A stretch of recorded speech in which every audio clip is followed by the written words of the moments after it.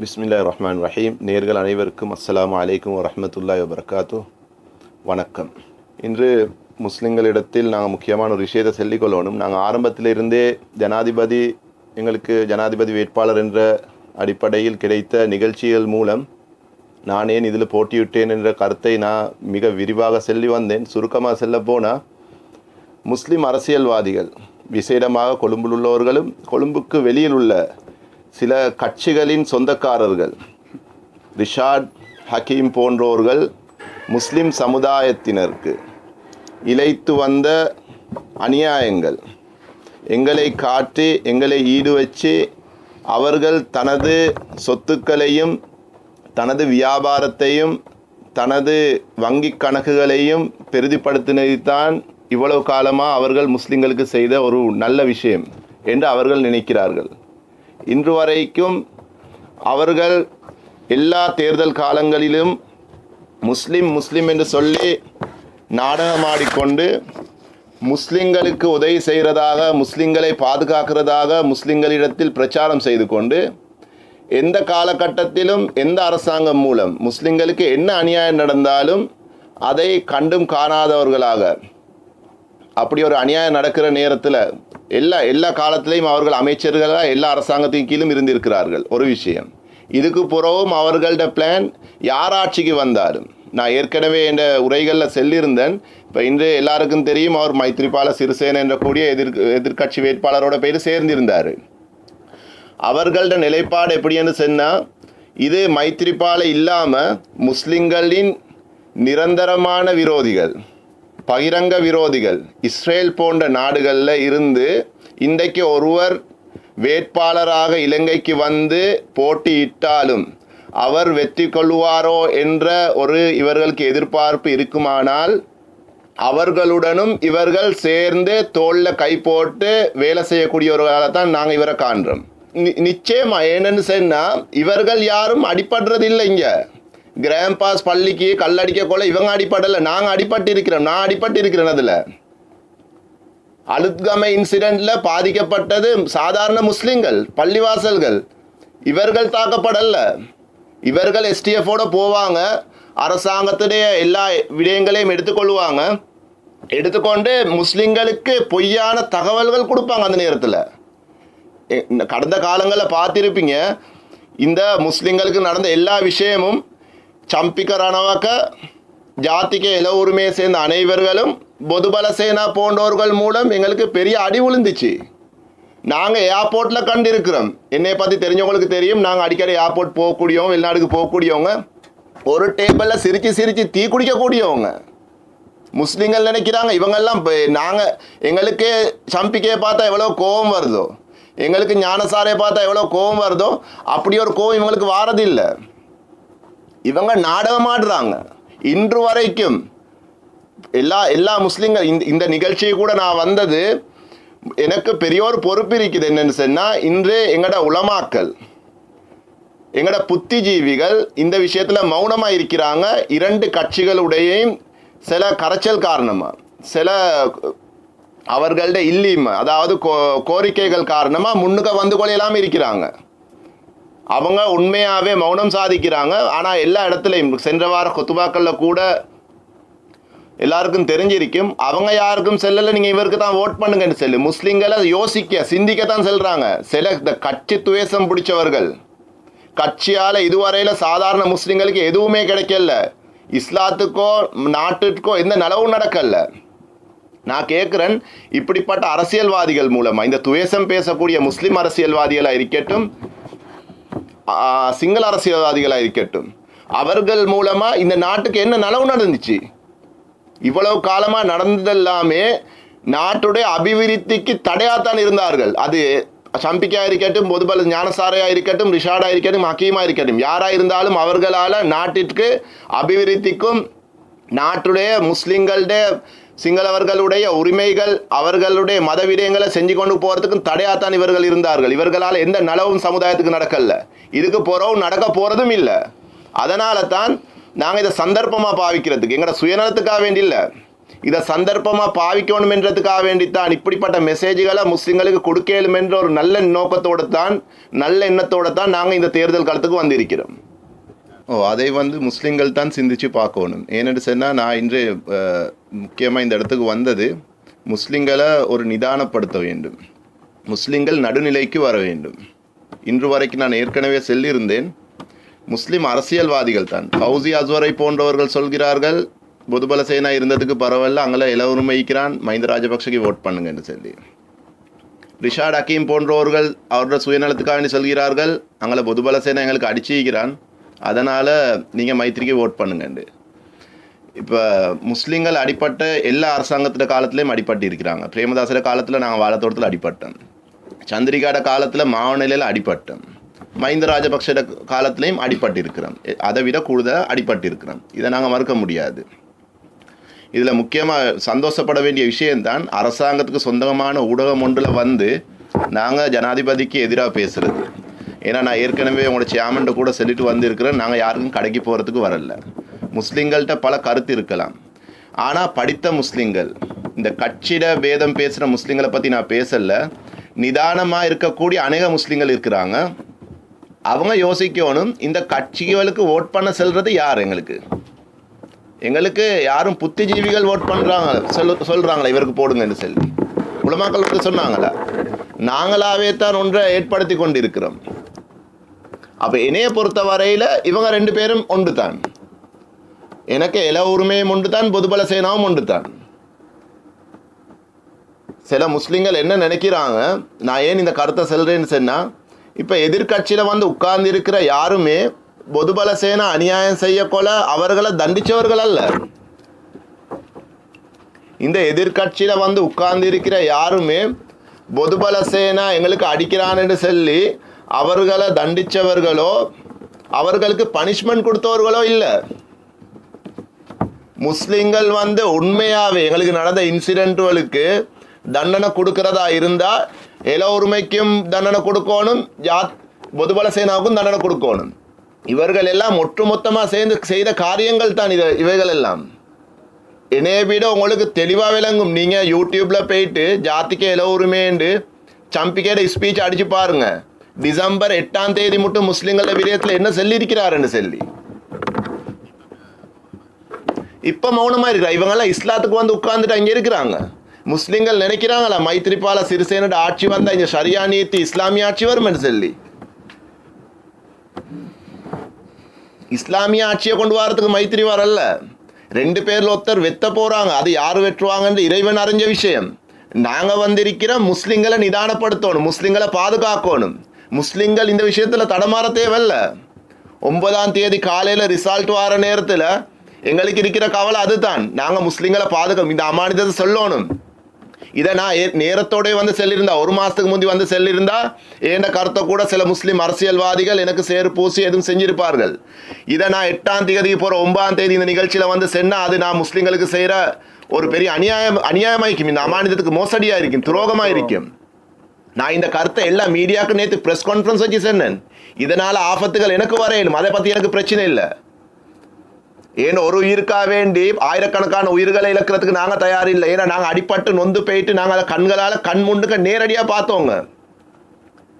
எதுவும் பிரச்சனையில் அடிப்படக்கோல அமைச்சர்மார் அடிபடுறது இல்லை, சாதாரண முஸ்லீம்களும் பள்ளிவாசல்களும் தான் தாக்கப்படுறது.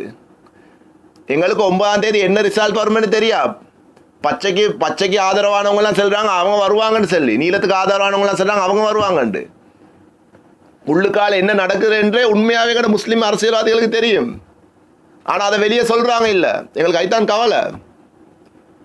நாங்கள் சொல்கிறோம் 9ஆம் தேதி ரிசல்ட் வர நேரத்தில் எந்த ஏரியாவில் இருந்தும் எல்லா முஸ்லீம்களுக்கும் இவர் ஓட் பண்ணினாங்க. எல்லா முஸ்லீம்களும் இந்த கட்சிக்கு தான் ஓட் பண்ணினாங்க, எல்லா முஸ்லீம்களும் அந்த கட்சிக்கு தான் ஓட் பண்ணாங்கன்னு ஒரு சைட் பெய்திடக்கூடாது. அப்படி ஒரு ரிசல்ட் வெளிவரக்கூடாது. அது முஸ்லீம்களுக்கு ஒரு நல்லது இல்லை. நாங்கள் சொல்கிறோம் ரெண்டு கட்சியும் புறக்கணிங்க. நீங்கள் முஸ்லீம்களுக்கு செஞ்ச அநியாயங்களுக்கு தண்டனை கொடுக்கிறதா இருந்தால் ரெண்டு கட்சியும் புறக்கணிங்க. ஓ ரெண்டு ஏன பார்வையில் ரெண்டும் உண்டு. ஏன்னா முஸ்லீம்கள் படித்தவங்களுக்கு இது தெரியும், இவர்கள் எப்படிப்பட்டவர்கள் என்று. சம்பிக்க போன்றவர்கள், பொதுபலசேன போன்றவர்கள் கம்பை கொடுத்து அனுப்புகிறாங்க, அடிக்க வைக்கிறாங்க, கான்ட்ராக்ட் செய்கிறவங்க. நாங்கள் ஏற்கனவே இந்த ஹர்த்தால் விஷயங்கள் செஞ்ச நேரத்தில் இந்த அல்கம இன்சிடென்ட்டில் நாங்கள் அதை சொல்லியிருந்தோம். பொதுபலசேன அந்த நேரத்தில் சிலோன் டுடே பேப்பர் எடுத்து பார்த்தா விளங்கி எத்தனையோ ஸ்டேட்மெண்ட் இருக்குது. பொதுபலசேனான்றது ஆக்டர்மார், நடிக்க போடக்கூடியவங்க, நடிக்க வைக்கிற ஜாதிகையில் ஒரு மீனா. இது இன்றைக்கு செல்லல, நீங்கள் அந்த நாளில் பேப்பர் எடுத்து பாருங்கள். ஜூன் 19ஆம் தேதி 18ஆம் தேதியில் என் ஸ்டேட்மெண்ட்டை பாருங்கள். நான் இன்றைக்கு இது புது கருத்து செல்ல வரல. சில முஸ்லீம் ஏரியாவில் இருக்கிற முஸ்லீம்களே, நீங்கள் உங்களோட ஏரியாவை மட்டும் வச்சு நீங்கள் கெல்குலேட் பண்ண வேணும். நீங்கள் ஏனைய பிரதேசங்களில் கொஞ்சம் கொஞ்சம் வாழக்கூடிய முஸ்லீம்களையும் கவனத்தில் கொள்ளுங்க. எங்களோட புத்திஜீவியல் உலமாக்கள் ஏன் வாய் மூடிக்கிறாங்கன்னு பாருங்க. உண்மையாகவே நியாயம் ஒன்று இருக்கும். பொதுபலசேனாக்கு தண்டனை கொடுத்த ஒத்தர் சார் இங்கே வந்து உட்கார்ந்து இருக்கிறாருன்னு சொன்னால் அவங்களுக்கு ஓட் பண்ணுறதுக்கு செஞ்சதை சரியென்று சொன்னவங்க. முஸ்லீம்கள் அடிப்படைத்தான் ஒன்று வேணுவங்க. முஸ்லீம்கள் என்ன அரபி கொலனிகள் ஆக்க போகிறாங்களான்னு கேட்டவங்க தான் இங்கே வந்து உட்கார்ந்து இருக்கிறாங்க மைத்திரியுடன். முஸ்லீம்கள் ஏர்போர்ட்டில் தனித்தனி முஸ்லீம் லைன் கேட்குறான்னு கேட்குறான் நவம்பர் 30ஆம் தேதி ஸ்பீச்சில். உங்களுக்கு அவர் நல்ல மை கேளும். குற்றவாளி எந்த கட்சியில் இருந்தாலும் குற்றவாளி தான். குற்றவாளி எங்கட கட்சிக்கு வந்தேன் நல்லவனாவர் இல்லை. குற்றவாளி எப்போ தண்டிக்கப்படுவானோ அப்பதான் அவன் நல்லவனாகுவான். நீங்கள் நிச்சயமாக இந்த பேசக்கொள்ள கூட மிஸ்டேக்காகவே சரி முஸ்லீம் தலைவர்கள்னு பேசுவானு. நீங்கள் எனக்கு விளங்குது முஸ்லீம் தலைவர்கள்னு ரிஷாட் ஹக்கீம் போன்றவர்கள் செல்றீங்க. நாங்கள் இந்த தெளிவாக சொல்லியிருந்தோம், அவர்கள் முஸ்லீம் அரசியல் தலைவர்கள், அரசியல் சுயநலவாதிகள். அவர்கள் முஸ்லிம்களின் தலைவர்கள் அல்ல என்று நான் எல்லா ஸ்பீச்லையும் சொல்லியிருந்தேன். ஏண்டா நாங்கள் இலங்கை வாழ் முஸ்லீம் தமிழ் சிங்கள எல்லாத்துக்கிட்டையும் கேட்டுக்கொள்ளணும், ஹக்கீமோ ரிஷாடோ அஸ்வரோ ஃபவுசியோ இவர்கள் இஸ்லாம் அல்ல. இஸ்லாம் என்பது ஒரு பரிசுத்தமான அழகான நன்றி உள்ள மார்க்கம், நன்றி வைக்கிற மனுஷர். இன்றைக்கு இவங்க செஞ்ச வேலைகள் எங்களுக்கு அவர்கள் மைந்தியை விட்டுட்டு வந்தேன்னு சொல்லி நாங்கள் மைந்தியை பாதுகாக்க பாவப்படலை. ஆனாலும் ஒருத்தரோட கிட்ட இருந்தவர்கள் அவர்களோட சுயநலத்துக்காண்டி வார ஒரு துரோகம். அது இஸ்லாத்தை நோண்டியாக்குற வேலை ஒன்று. இவர்கள் வேறொரு பேரில் இருந்தால் பரவாயில்ல, இவர்கள் செயல்கள் எல்லாம் இஸ்லாத்துக்கு மாற்றமானவை, அது எல்லாத்துக்கும் தெரியும். ஆனால் பிரச்சனை என்னடா, இவரோட பர்த் சர்டிஃபிகேட்டில் முஸ்லீம் என்ற பேர் வந்துட்டு, அதனால தான் எல்லாம் முஸ்லீம்கள் இப்படி செஞ்சாங்க. அதனால் நாங்கள் எல்லா இடத்துலையும் மன்னிப்பு கேட்கணும். இவர்கள் இஸ்லாத்தினுடைய முஸ்லீம்களுடைய தலைவர்கள் அல்ல.